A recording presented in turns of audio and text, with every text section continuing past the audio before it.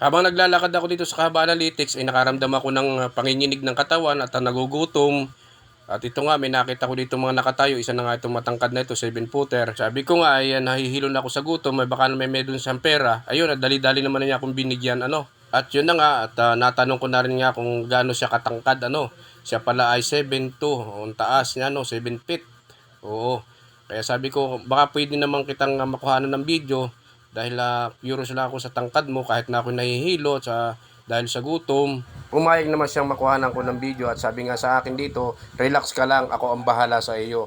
O anytime, hanapin mo lang ako. Ito nga pala yung totoong video, panoorin nyo bago nyo ako i-bash. Giant to. Ang tangkad. Boss, anong taas nyo? 7'2", sir. 7'2". Yes, sir. Grabe ang tangkad. Grabe. Sir, may sticker naman dito, sir. Ayun, thank you.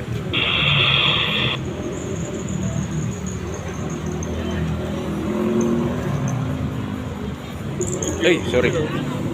Ay. Aha. Dito ako sa kabilang side. Ayan. Makikita natin tangkad niya, oh.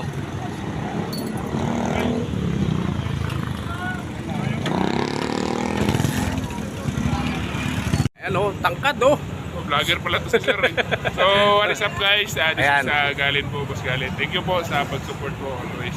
Ayan. Thank you. Number 50 po sa Balota. Ayan, thank you so Let's much. go. Okay. Tangkad niya, 7-footer. Thank you for watching.